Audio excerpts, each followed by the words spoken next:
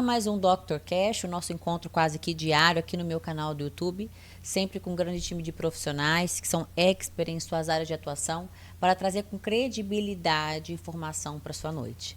Eu tenho o privilégio de receber aqui em nossos estúdios a doutora Fabiana Best, ela que é nossa parceira, faz parte do nosso time de informadores, sempre está aqui em Cuiabá para trazer informação concreta, informação real, né? Informação com credibilidade para vocês. E essa noite nós vamos falar sobre saúde da mulher 40 mais e alguns artifícios que nós temos hoje, graças a Deus, né, doutora? Isso. Muito bem-vinda, um privilégio recebê-la aqui. Obrigada, Paula. Boa noite. É um privilégio estar aqui e é uma satisfação, né, levar mais informações para nossas seguidoras, nossos pacientes. Nós agradecemos. Doutora, sabemos que são inúmeros os desafios a partir dos 40 anos, né? Como lidar com as alterações hormonais e fisiológicas? Como que o estradiol, ele influencia no metabolismo da mulher? Então, Paula, essa fase, né, e a gente tem várias celebridades falando, né, desse período de menopausa e o quanto isso chegou de surpresa para elas. Então, a gente precisa tentar preparar essas pacientes nessa transição menopausal para a menopausa. E muitas encaram como um déficit, assim, acabou, não tem mais nada para mim, não sobra mais nada, porque é uma onda de sintomas, Sim. principalmente emocionais, né, falta de disposição, de energia. Então, a gente precisa gerenciar muito bem e prepará-las, né, para isso. E o estradiol é o hormônio que nos mantém vivas, digamos, é o termo bem, né, bem prático, assim. Então, a gente precisa do estradiol para várias funções. E, na questão do metabolismo, ele que vai direcionar, durante a fase da vida da mulher, a distribuição de uma gordura, né? Vai trabalhar com esse metabolismo que a gente, mesmo em repouso, a gente pode ter um gasto energético. Ele ajuda na liberação de outros hormônios, ajuda na nossa saúde mental, nossa clareza, nossa memória, doenças cardiovasculares, né? A gente previne com o estradiol. E na falta dele, ou na oscilação do estradiol, é onde começa aquele momento de você ter um acúmulo de gordura em lugares que você não gosta mais, que daí fica difícil de perder, que é a região da cintura, a região da barriga. Você começa a ter falhas de memória, insônia, dificuldades de lembrar de fatos, e fatos recentes, onde eu deixei minha chave, onde eu, né, qual é o seu nome mesmo, não lembro. Sim. Não é assim? Então, isso acaba dando um tremor nas mulheres, né? Elas ficam ansiosas, meu Deus, o que está acontecendo comigo? A grande maioria não sabe, e os médicos precisam saber disso e gerenciá-las, né, em relação à questão hormonal. Perfeito, doutora. Dietas restritivas e emagrecimento, né? Qual que é o impacto, doutora, dessas dietas milagrosas? Eu falo que nós temos que passar por um processo de reeducação, né? Tudo que você faz muito drástico, muito severo, você não consegue levar adiante, né? É difícil você conseguir levar isso por muito tempo. Quais são os impactos negativos dessas dietas restritivas? A dieta restritiva, ela pode, às vezes, num primeiro momento, desinflamar, você pode ter aquela perda necessária ali, rápida, que você quer de peso, mas você passa por algo que o corpo, assim, para aí, está algo acontecendo. Eu estou em pânico aqui, meu organismo está em pânico, está tendo fome, eu estou perdendo energia, estou não tendo mais o meu estoque de energia, que é a gordura, então ele se retrai. E você pode, ao invés de progredir no emagrecimento, você estaciona. Quantas vezes você já ouviu falar, mulheres, eu tentei de tudo e não consegui, ou emagreci e voltei a ganhar tudo novamente. Então, é por conta desse radicalismo. Então, a gente precisa reeducar as mulheres em relação a bons hábitos alimentares e não esquecer também outros pilares que ajudam. Um bom sono, então ter uma higiene de sono, gerenciar estresse, fazer atividade física. Ninguém emagrece sem exercício físico e a gente tem que associar aqui a musculação como o exercício mãe na parte do emagrecimento, no gasto calórico. Sim. E também suplementos que ajudam e a necessidade de uma reposição hormonal ou não, baseado em exames.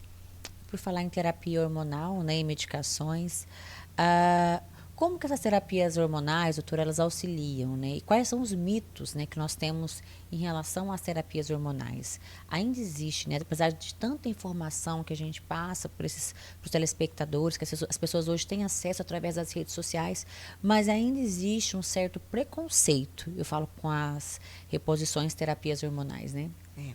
E não só do público leigo, né? Nós temos ainda colegas Colegas de médicos trabalho. que estão estacionados no tempo, que não atualizaram essas informações, não seguiram a linha do tempo, ficaram lá em 2022, quando teve um trabalho que foi feito de forma não muito correta, onde houve um aumento de câncer de mama, de trombose. E esses médicos não viram que depois disso surgiram muitos outros trabalhos confirmando qual é a melhor via de administração para uma reposição de estradiol e que não teria risco com o câncer de mama. Então, eles ainda hoje deixam de medicar seus pacientes por conta desse trabalho, né, de décadas. Então, a gente precisa informar e precisa tirar esse medo das mulheres em relação à reposição hormonal ou tabus que possam ter em relação a ele. Muitas têm medo que vão engordar também com a terapia, e ao contrário, a falta dele que atrapalha esse metabolismo e Sim. favorece o ganho de peso. Então, sempre ter muito bem alinhado o médico que você escolher para te orientar e as informações que estão em todas as redes sociais de vários colegas aí capacitados e professores, né, que têm ali o know-how de nos dar essa margem, né, essa proteção aí de perder esse medo, perder esse tabu. Com certeza. E sigam muito também, né? Com Sigam certeza.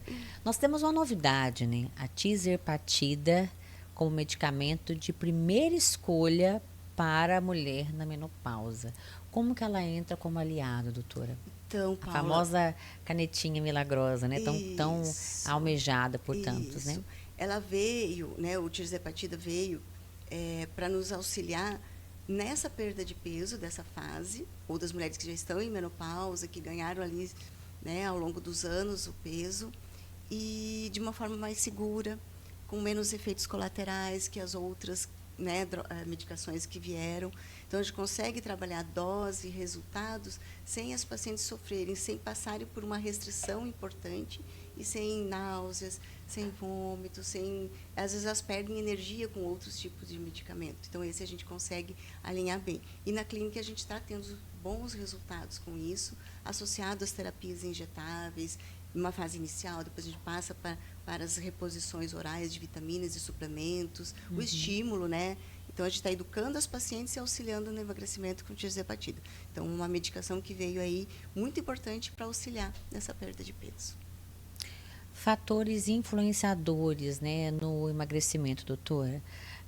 Nós temos hoje é multifatorial, né? A questão do sobrepeso, do ganho de peso, da dificuldade para emagrecer. Como que a doutora elencaria essa questão multifatorial? O que é o fator principal que leva essa mulher a ganhar peso e a também ter dificuldade de emagrecer? Talvez esteja no ritmo de vida que leva. A grande maioria das mulheres são mães, são, né, empresárias ou, né, elas que trabalham fora. Então, é gerenciamento de estresse. Elas levam uma vida muito intensa. Algumas não conseguem ter o seu tempo para o exercício, não conseguem gerenciar esse tempo. A gente sabe que é difícil, mas a gente sabe que é possível. Não é impossível se achar um tempo para isso. Então, o estresse talvez seja o fator que mais determina aí em não conseguir bons resultados.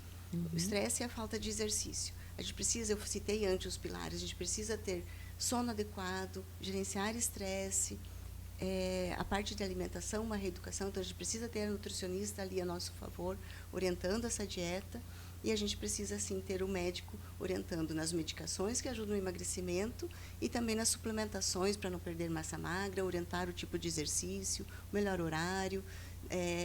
A receita minha não é igual para a minha amiga, então a gente tem que ter ciência, assim, eu vou copiar o que ela foi, então eu vou copiar o que a minha amiga está fazendo. Não é assim. Precisa ter uma análise de metabolismo, de exames, para saber tudo o que é mais adequado para cada um. Então, são protocolos individualizados. Para a mulher que faz um acompanhamento certinho, doutor, existe uma estratégia que elas podem fazer para se prepararem para essa transição menopausal que fala, né? Existe uma estratégia de artefatos que podem ser aplicados para essas mulheres para diminuir esses impactos? Eu acho que é uma boa orientação. Então, o médico, ela deve fazer as consultas periódicas, uma boa orientação. Esse médico tem que ter isso também alinhado, estudado, ele tem que estar atualizado das necessidades, saber repor as vitaminas no momento correto. A gente vê muitas mulheres nessa fase com sintomas de irritabilidade, sintomas depressivos, chorosas, a oscilação de humor que a gente fala, e muitas às vezes são diagnosticadas com depressão e ansiedade, são simplesmente medicadas para isso e não orientadas em fazer as mudanças necessárias, né? Então a gente precisa ter tudo muito bem alinhado disso tudo que eu falei, desses pilares. Ela consegue ter bons resultados e comprometimento com ela mesma. E manter, né? Porque, na verdade, existe um acompanhamento também pós-menopausa, né? Sim, que é importante. É muito importante.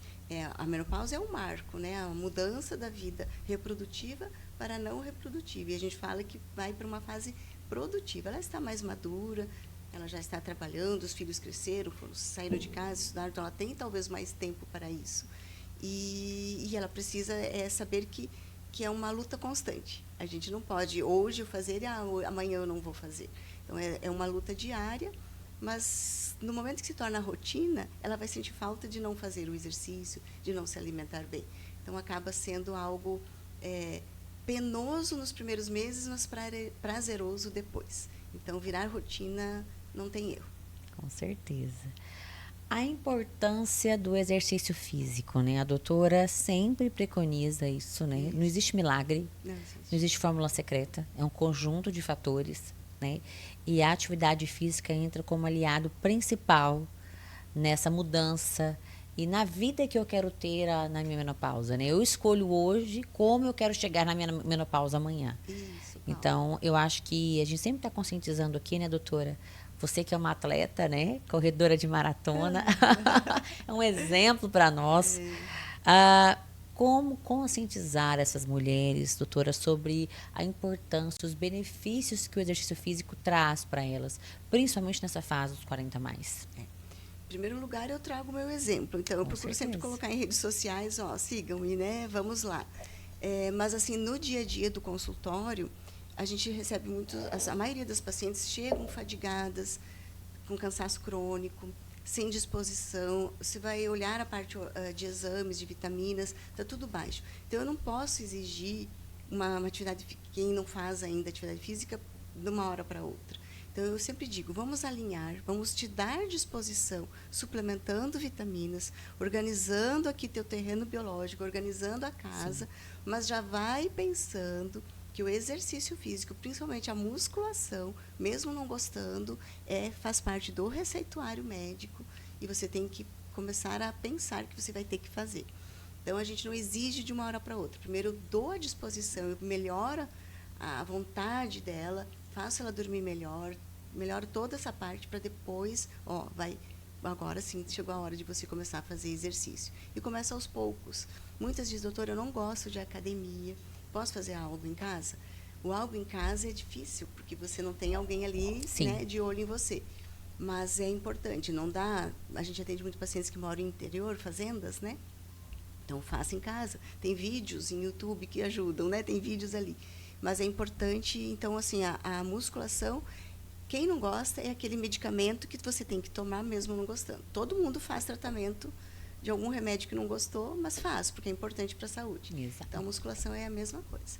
É o boleto diário que você tem, o mensal, diário ali que você tem que pagar. Com certeza. O boleto, a dívida com você mesma. Isso aí. Quando você burla a atividade física, você não está burlando ninguém.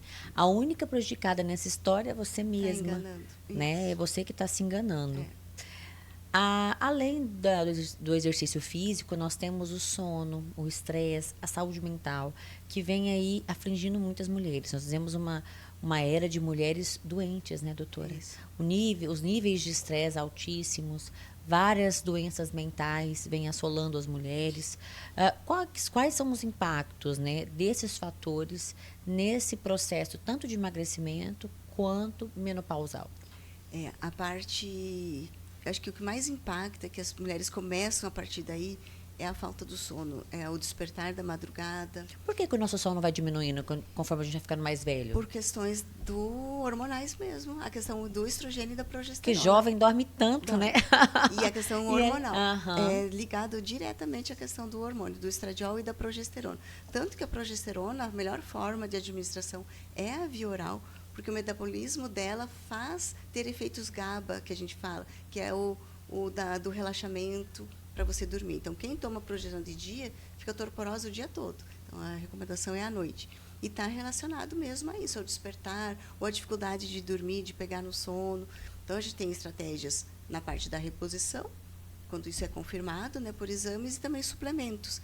Então, o fato dela dormir bem e ter um sono reparador já ganha em mais de 50% no restante da questão mental. Porque daí ela já não fica mais tão irritada, ela consegue trabalhar melhor as oscilações de humor, e o médico tem que estar atento a isso também. Saber diferenciar se realmente está acontecendo uma depressão, né, históricos familiares, a vida passada dela, gestacional, se teve depressão, então a gente tem que estar atento a isso. E também a questão do burnout, né, o excesso de trabalho, que te leva também a esse esgotamento mental. Então, é muito importante estar atento a todos os sintomas. Perfeito. Suplementação e apoio nutricional, né? Como os suplementos auxiliam nesse processo de emagrecimento, né, doutora? Hoje nós temos vários artifícios, muitos estudos acerca disso. Como que eles auxiliam nesse processo de emagrecimento, doutora? Toda paciente que chega 40 a mais e que está junto ali com os cuidados dela, o objetivo do emagrecimento, a gente tem que olhar algumas vitaminas, alguns sais minerais. E dentre as vitaminas principais, a gente tem que olhar a vitamina D. Tem estudos que já relatam que a baixa de vitamina D ou a insuficiência dela predispõe ao acúmulo de adipócitos, de células gordurosas, né, adiposas. A vitamina B12 também tem que olhar, a B9, que é o metilfolato, sim, e o ferro, ferritina, ferro, né? Então, são as 4 principais vitaminas que a gente tem que alinhar ali para melhorar cansaço, fadiga, e o ferro é o principal como adubo do nosso terreno, né? Para as outras funções acontecerem. Então, são vitaminas que eu olho e medico, né? Reponho. Outras são estratégias antioxidantes, anti-inflamatórias, que não depende de exames, mas depende de conhecimento de estratégias. Então, coenzima Q10, ômega 3, são importantíssimos como vitaminas no processo do emagrecimento. Quem tem já uma resistência insulínica, que também já por si só já predispõe ao ganho de peso, a gente usa o ácido alfa-lipóico, que ele ajuda nesse gerenciamento de baixar essa insulina e melhorar e desinflamar. Então, tem N protocolos, nem tem como citar aqui todos, mas a gente tem que saber funções de cada ativos ali que você pode usar. E, dependendo de como funciona o intestino dessa mulher, você vai optar se vai ser por via injetável ou oral. Mulheres que têm um intestino ruim, que não consegue ter uma função adequada, que sente flatulência, gases, sim, dores, provavelmente é um intestino que tem desbiose, e é um intestino que não vai absorver bem essas vitaminas via oral. Então, a gente precisa ter métodos injetáveis aí para iniciar esse processo. E o intestino, Paula, ele é primordial também na questão do emagrecimento. Você não vai emagrecer, você pode alinhar tudo, mas se o intestino não estiver certinho, corrigido desbiose, ele funcionando correto, eliminar alimentos que causam intolerâncias ou que causam fermentação, que são os FODMAPs, ela não vai conseguir perder peso. É importante.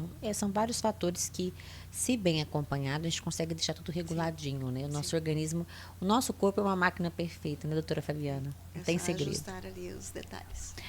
Como conscientizar, né, essas mulheres em relação às mudanças de hábito, né? Qual que é a importância, doutora, da adoção de novos hábitos para o emagrecimento efetivo e duradouro? A gente está fazendo aqui hoje um trabalho de conscientização. A gente sempre está levantando essa bandeira de conscientizar as mulheres a mudarem enquanto é tempo, né? A gente tem sido bem repetitivo, né, sim, Paula? Eu gosto de trazer sempre aqui contigo, nas redes sociais. Nas suas lives que eu acompanho. Nas lives. A gente procura sempre pontuar, porque é muito importante esclarecer. Com certeza. E muitas mulheres, a gente sabe que né, o meu Instagram abrange o Brasil todo, até fora do Brasil, então a gente sabe que tem as suas dificuldades. Mas nem tudo depende de condições financeiras. Tu consegue, com pouco, fazer muito. Então, isso que a gente tem. Porque a gente recebe, às vezes, comentários, doutora, mas tudo é muito caro. Mas, às vezes, o simples de você cuidar, evitar certo alimento, detalhe de um exercício, coisinhas mínimas podem ser feitas. Então, a gente tem que conscientizar que é para todas, independente, né, das dificuldades aí que podem existir. É adaptação. Adaptação. Eu falo assim, olha, não existe uma vida... Nós temos rotinas diferentes, né? A doutora tem sua atividade profissional, eu tenho a minha. Os horários, às vezes, são corridos, né? A gente tem que se desdobrar. Sim. Mas eu escolhi acordar às 5 horas da manhã, 5h20 da manhã, fazer meu exercício físico, começar o meu dia me cuidando. E por que não escolher? Às vezes a mulher não tem muito rendimento bom pela manhã, então vamos fazer à tarde, à noite, né? Isso. Mas escolha um momento para você, é importante, porque eu falo que as escolhas que nós fazemos hoje vai definir a mulher que nós chegaremos nesse período pós-40. E a gente sempre tem batido nessa tecla, tem conscientizado para que essas mulheres possam chegar na sua melhor versão. Eu falo que os 40 a mais não deve ser olhado como um bicho de 7 cabeças mais. Né, doutora? Ou do envelhecimento, tô ficando velha mesmo. Pois é. Deixa as coisas como estão. Não é assim. O porquê, né? Porque isso desculpa, calma. Imagina. Paula, porque isso acarreta também. Não, a gente não está falando de estética, a gente está falando de saúde. Então, o não cuidado hoje implica em doenças no futuro. Né? As doenças metabólicas, hipertensão, diabetes, infartos, né? O risco disso. E as doenças neurológicas. Então, você ter o risco de você, daqui a um pouco, com 70 anos, não reconhecer mais o neto, não ter mais capacidade de estar em família por não ter, né, por estar demente. Então, a gente tem que pensar nisso. Com certeza. E eu falo assim, a estética vem de brinde, né? Vem de bônus. É isso aí. São escolhas pela saúde e a estética isso vem de aí. brinde. Doutora, para a gente finalizar com chave de ouro essa participação, é sempre muito agregadora, é sempre bom receber você aqui. Que recado final você deixaria para as mulheres que estão nos acompanhando nessa noite sobre o autocuidado, sobre o acompanhamento, sobre se preparar para essa fase que eu falo que é uma fase especial? Eu, Paula, hoje, com os meus quase 3,8, já aí caminhando para os 40, eu até falei sobre isso essa semana nas minhas redes sociais, eu me sinto muito melhor do que a Paula de 25 anos atrás. Uma Paula mais disposta, mais consciente, mais experiente, madura para tomar decisões. Então, assim, eu quero chegar aos meus 40 anos na melhor fase da minha vida. E todas as mulheres podem se sentir assim também. É possível ter esse sentimento de que nós estamos caminhando não para o final, mas para a melhor fase da nossa vida, que é a fase da experiência. A mulher com 40 anos, eu acho que ela está no ápice da beleza dela em todos os aspectos. Isso aí. Que recado você deixaria nessa noite, doutora? Paula, assim, como tu falou antes, escolha a sua melhor versão. Então, a versão é individual.